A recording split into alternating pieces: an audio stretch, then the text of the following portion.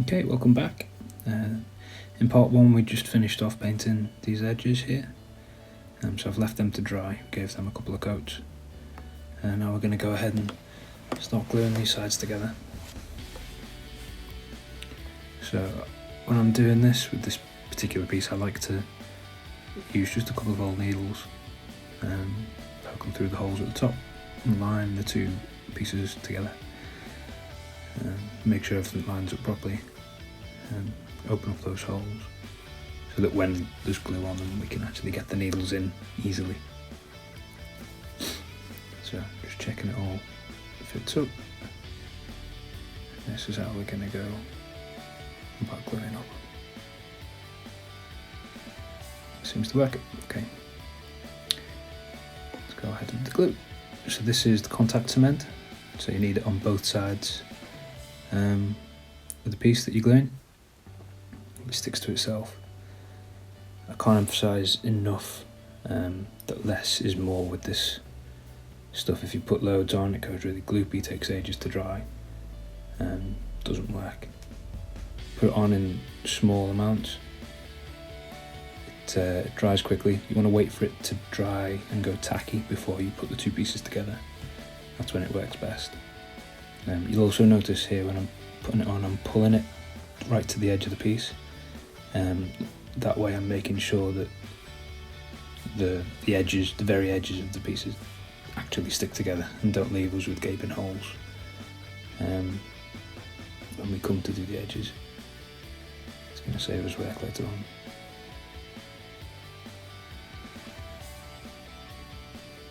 So I'm just working back from the stitching holes that we've already made. So I'm not gluing over those holes, and we don't want glue inside of that area. That's where the phone's going to sit. And yes, I just dropped the glue brush. Thankfully it didn't go on the workpiece. It just landed there. Oh well. Okay, glue out the way. Let's get these needles back in. We'll start lining up. So these are just the top holes that we marked off. So the holes we put in with the awl rather than the brick and irons. So I'm going to line up this top edge, make sure that's square. So there's no glue on that. It's the opening. And I'm just going to gradually work our way back, trying to keep the bottom of the workpiece from touching. Just going inch by inch, carefully lining it up by eye.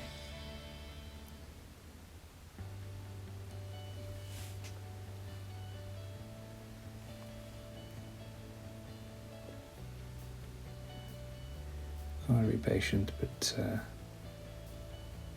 it's worth it in the long run. And there you have it. It's glued up. Give that a minute or two and that ain't going anywhere.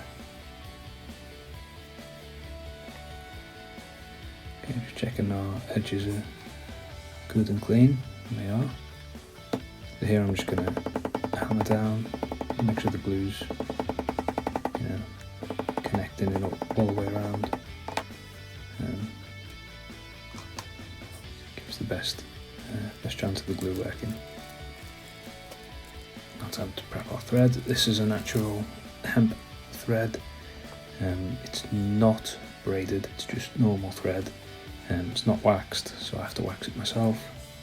That's what that block is there next to the case. So I'm using about 6 feet of thread for this. Remember, you're going to need double of the perimeter that you're stitching, at least, and then some. So I just pull off plenty, and it's better to have too much than to run out right at the end. So here I am just waxing the thread, just pulling it through the block of wax. I'll do this maybe 4 or 5 times just to make sure it's definitely waxy all the way through the thread.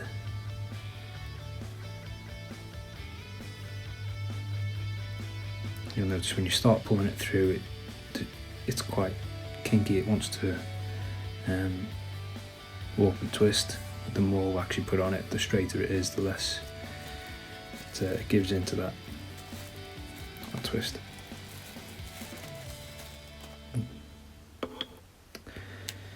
Okay, on to stitching.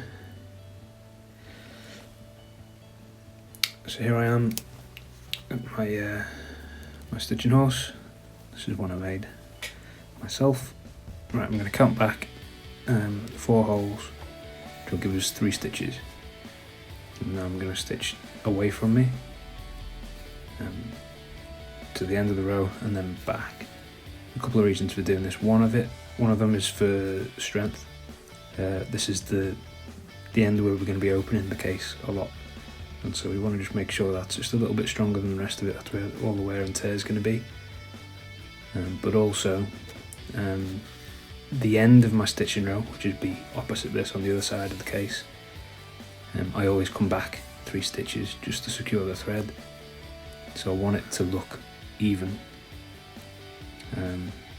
So by starting 3 stitches going the opposite way on this side, it's going to make it look a lot more aesthetically pleasing.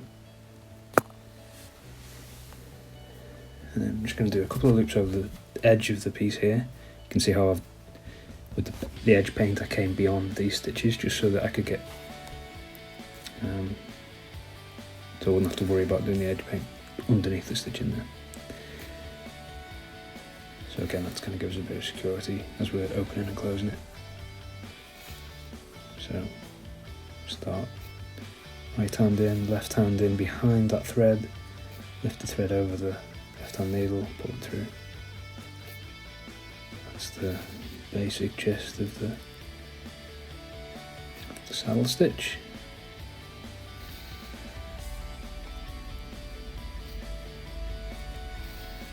We just keep going with this all the way around.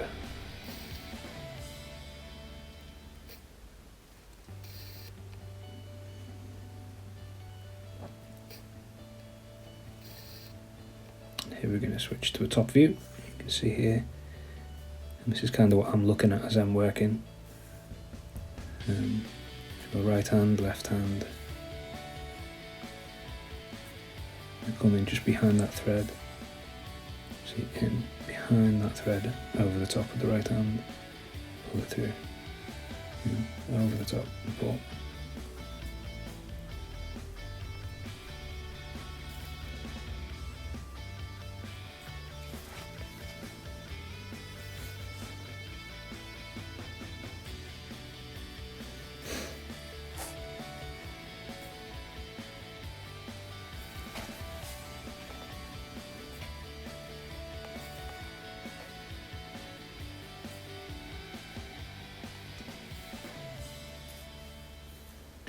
It's a little bit repetitive, but it's the name of the game. Once you get in the zone, you just do it without thinking.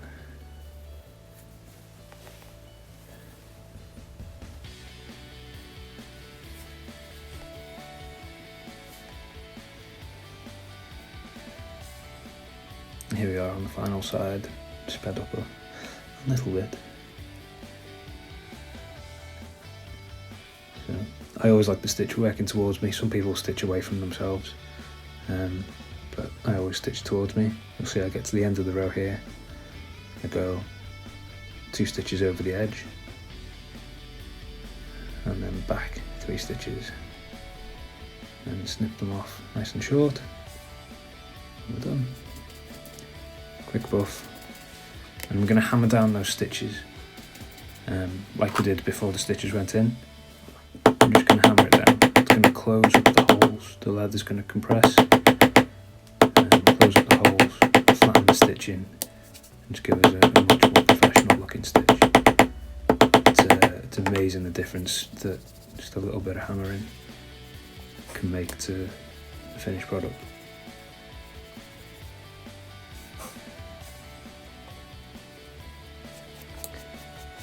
Now we move on to finishing the edges. So I'm just sanding here. I've got 2 grits on this sanding stick. I've got, I think it's a 60 grit and a 160 grit. So for those of you that don't know, 60 grit is a much coarser sandpaper.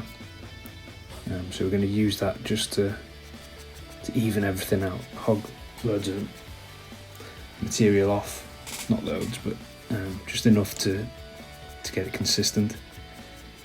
And then we're going to take the 160 grit and refine that down so it's just nice and smooth. And I'm always, it's not obvious in this speeded up version, but I'm always sanding in one direction. I'm always sanding down towards the marble block. That way we lie all of the fibres down in the same direction, and if you start scrubbing backwards and forwards, it's just going to lift them up and you're not going to end up with a nice smooth finish. So now here I'm just picking which of those grooves on my slicker is the best to use. This leather doesn't burnish as well as you might expect. This is a Horween Dublin leather. Standard veg tan leather burnishes much better than this. So what I'm actually doing here is just rounding off the edges, just to give it the profile more than actually the burnish. So again, this is just flattening down those fibres, making sure everything's running nice and smooth. And we're going to get our edge coat, just a brown edge coat. Give it a little stir. And then we're going to apply that quite liberally, making sure we don't drip down the sides. That's the tricky bit.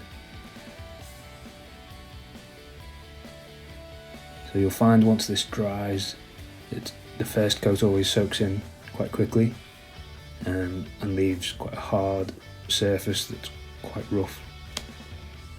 So we'll want to go back and sand that the painted finish with the 160 grit, and then we're going to do another coat, and I'll probably do that 4 or 5 times before we're finished. You see here, as I'm putting it on, I'm trying to use the edge of the paddle. So I load up the paddle with the paint, and then I only touch it with the very edge, so that the paint runs off the paddle, is pulled off the paddle by the surface tension.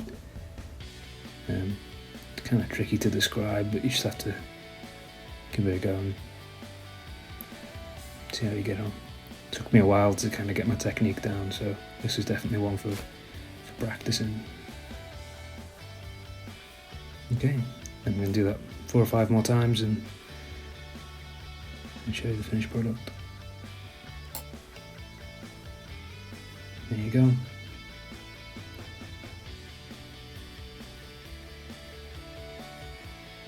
So if you like that, don't forget to like and subscribe. You'll find us at bentleyleathercraft.com, or if you're on Instagram, at bentleyleathercraft. Yeah, hope to see you again soon on the next video. Thanks.